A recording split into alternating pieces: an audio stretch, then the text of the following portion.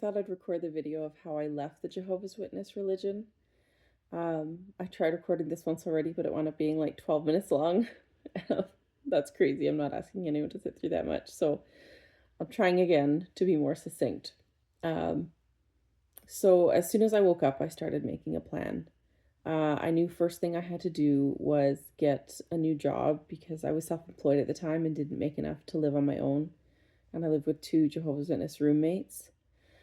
Um, so I was job hunting for months. The job market here is terrible, so it took a long time, but I finally did find another job. And then the next step was to find a new place to live because I wanted to make sure I had somewhere lined up before I told anyone because I didn't know what the reaction was going to be. I didn't know if I'd get kicked out.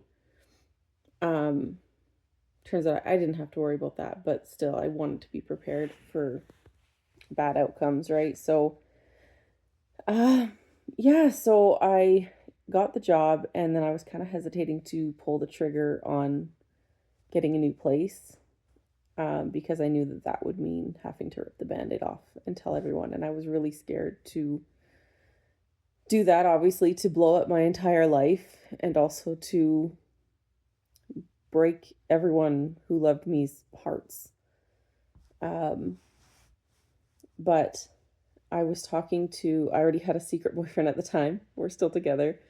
Um, I was talking to my boyfriend about it one night and he was like, "Well, you're not ready." And I was like, "Oh, I'm ready. Like this whole living a double life thing is tearing me apart. I like to think of myself as a very genuine person and I could not handle it. I was losing my mind every day. Like it was just getting harder and harder." And he very gently but and kindly but bluntly was like, "Yeah, but if you are ready, you do it." And I was like, "Yeah, fair enough." But also like, "Fuck you, I'm gonna do it then." It was kind of the push I needed.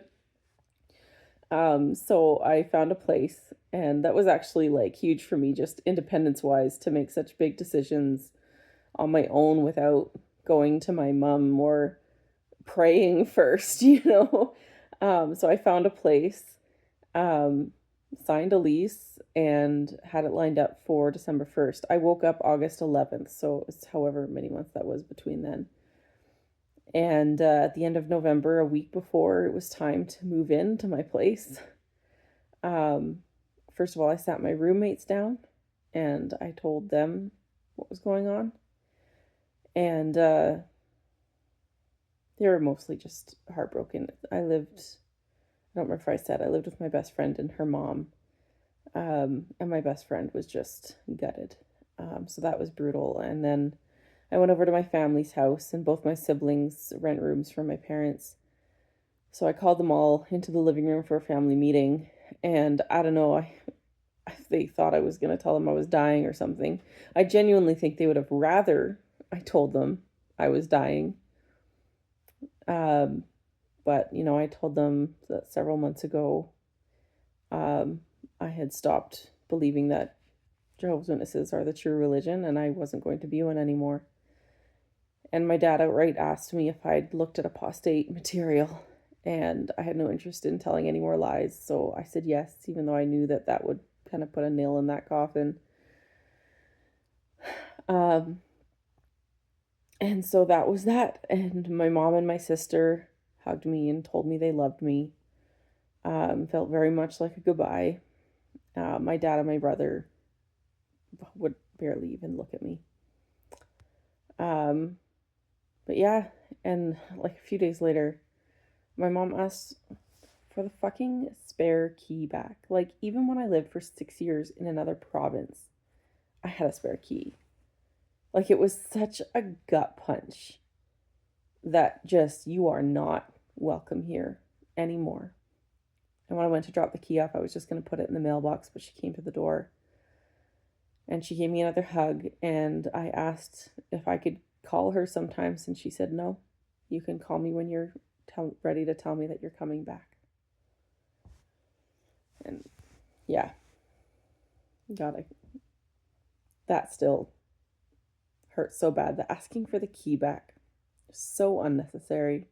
what did they think I was gonna? Anyway, I'm sure they thought I was gonna start hanging out with drug addicts or something and break in and steal all their shit. I don't know.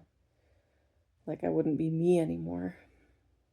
That's exactly it, though. That's how they view apostates. You're not you anymore. You're dehumanized. But yeah, and a week later, I moved out. I'm in my own little place now for my very first time. My cute little basement suite.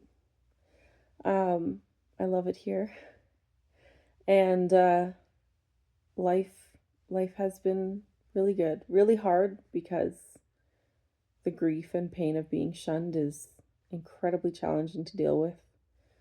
Um, I know that all of you have been shunned, understand how excruciating it is at times.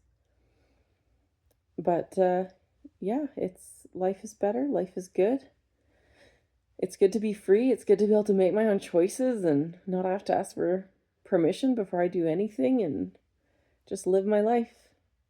Uh, so that's right. Good. I did it in 6 minutes this time. I cut my time in half. Maybe I'll go into some of the other details I got into in some other videos. Have a good night, guys.